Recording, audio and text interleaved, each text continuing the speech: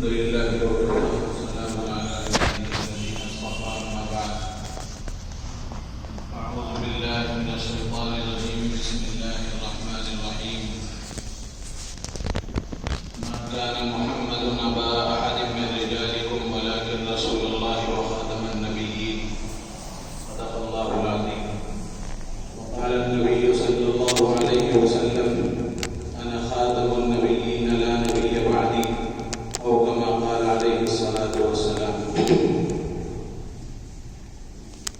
محترم مکرم حضرات علماء کرام اور میرے مشرق و مربی حضرات اساتذہ کرام، جب یہ بات معلوم ہوئی کہ مسجد سعود میں یہ پروگرام ہونے والا ہے تو اس مشورے میں جب میرے سلسلے میں رائے آئی تو میں نے معذرت کر لی کہ میرے اساتذہ کے سامنے میں کیسے کوئی بات عرض کر سکوں گا، لیکن حضرت مولانا اسماعیل صاحب رشادی دامت برکاتہم کا حکم تھا کہ اپنے اساتذہ کے سامنے تمہیں انہیں سے سیکھا ہوا کچھ نہ کچھ سبق پیش کرنا ہے. میں نے اپنی سعادت سمجھ کر قبول کر لیا. اللہ تعالیٰ میرے لیے آسان فرمائے. دراصل جس مقصد کے لیے ہم جمع ہوئے ہیں، دو بنیادی مقصد ہیں، دو عنوان ہیں ہمارے سامنے. ایک ہے عقیدہ ختم نبوت اور تحفظ ختم نبوت کے سلسلے میں اس کی اہمیت اور اس کی فضیلت اور اس سے متعلق کچھ باتیں، اور دوسرا ہے عقیدہ ختم نبوت کے سلسلے میں لوگوں کے عقیدوں کو خراب کرنے کے لیے جو جھوٹے مدعیان نبوت اور مہدی ہونے کا دعویٰ کرنے والے یا پھر عیسیٰ ہونے کا دعویٰ کرنے والے، نبوت کا دعویٰ کرنے والے، اس سے آگے بڑھ کر خدا ہونے کا دعویٰ کرنے والے جو امت کے درمیان میں پیدا ہوئے اور آج امت ان سے جڑتی جا رہی ہے اور لوگ ان کے جال میں پھنستے جا رہے ہیں. اور یہ ادھر ادھر کی بات نہیں ہے، زمینی سطح پر ہماری آنکھوں کے سامنے اپنے محلوں میں اور اپنے اڑوس پڑوس میں یہ کارگزاریاں سننے میں آ رہی ہیں. اس لیے ہمارے میسور روڈ کے علاقے میں جب یہ فتنہ ابھرا، خاص طور سے مدعیان نبوت میں فتنہ گوہر شاہی، اس سے متعلق خصوصاً یہ بات اس میں عرض کی جائے گی. تو یہ گوہر شاہی کا فتنہ جب ابھرا اور ہمارے ساتھیوں کے سامنے یہ باتیں آئیں کہ ہمارے علاقے میں باقاعدہ اس کا ذکر ہو رہا ہے، ذکر کی محفلیں لگ رہی ہیں، عورتوں کے پروگرام ہو رہے ہیں، مردوں کو جمع کیا جا رہا ہے اور اس سے متعلق اس کے عقیدوں کو بیان کر کے اس کا ہمنوا بنایا جا رہا ہے لوگوں کو. تو اس سلسلے میں علماء کے درمیان میں مشورہ ہوا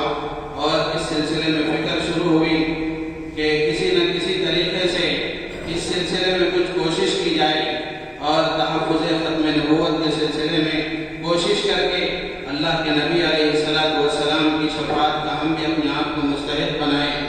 اور لوگوں کو اس سلسلے میں واقف کرایا جائے. اس سلسلے میں ہمارے علاقے میں محنتیں ہوئی، خاص طور سے گوہر شاہی کے سلسلے میں آپ کے سامنے پریزنٹیشن کے ذریعے سے بتایا جائے گا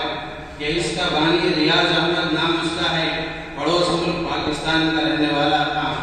بلاخر اس نے مہدی ہونے کا دعویٰ کیا اور اسی دعوے کے ساتھ وہ دنیا سے چلا گیا. اب اس کا جو چہرہ ہے ماننے والا اور اس کے اس فرقے کو پھیلانے والا یونس الگوہر اس کا نام ہے. فی الوقت وہ لندن میں کہیں بیٹھا ہوا ہے. یوٹیوب کے راستے سے چھوٹی چھوٹی کلپس بنا کر وہ یوٹیوب میں الرا ٹی وی اس کا چینل ہے، اس میں وہ ڈالتا ہے اور لوگ اس کی چکنی چپٹی باتوں سے متاثر ہو کر اس کے ہمنوا بن رہے ہیں. اس کے عقائد میں یہ بات ہے کہ لوگ اس سے متاثر اس لیے ہو رہے ہیں کہ وہ علماء سے نفرت پیدا کرتا ہے لوگوں کے درمیان میں اور ایسی باتیں پیش کرتا ہے جس سے لوگ علماء سے کٹ جائیں، جس کی وجہ سے وہ لوگ جن کو علماء سے بغض ہے یا علماء سے جن کا تعلق نہیں ہے،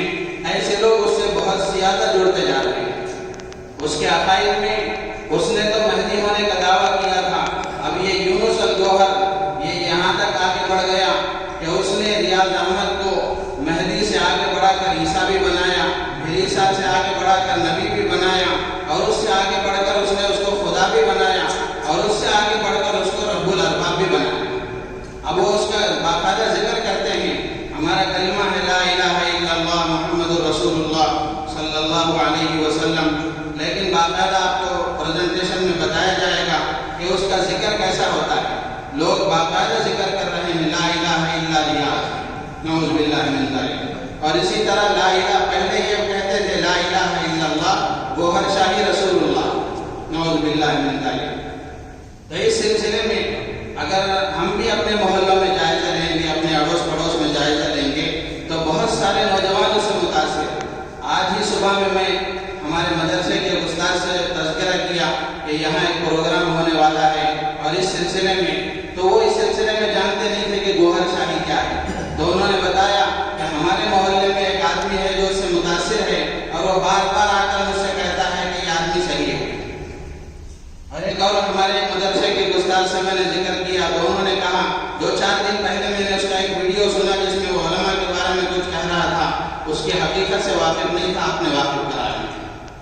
تو ایسی بہت ساری کارگزاریاں اگر آپ بھی جائزہ لیں گے اپنے علاقوں میں اور اپنے جان پہچان نوجوانوں میں، تو ماشاءاللہ آپ کو بھی نظر آئے گا کہ لوگ کیسے اس سے متاثر ہو رہے ہیں۔ تو اس لیے یہ پروگرام رکھا گیا۔ اللہ تعالیٰ حضرات کے جمع ہونے کو قبول فرمائے۔ یہ دیکھنے کے بعد ہماری ذمہ داری یہ ہے کہ ہم اس سے اچھی طرح واقف ہوں، اور اپنے علاقوں میں جو ائمہ ہیں وہ اپنے علاقوں میں جو نوجوان ہیں ان سے قربت حاصل کریں، ان کو اپنے قریب کریں۔ جب آپ نوجوانوں سے قریب ہوں گے تو آپ کو پتہ چلے گا کہ نوجوانوں میں کیا کیا ذہن بن رہا ہے، وہ کس سے متاثر ہو رہے ہیں، کیسے کیسے وہ ذہنیت کے حامل ہو رہے ہیں۔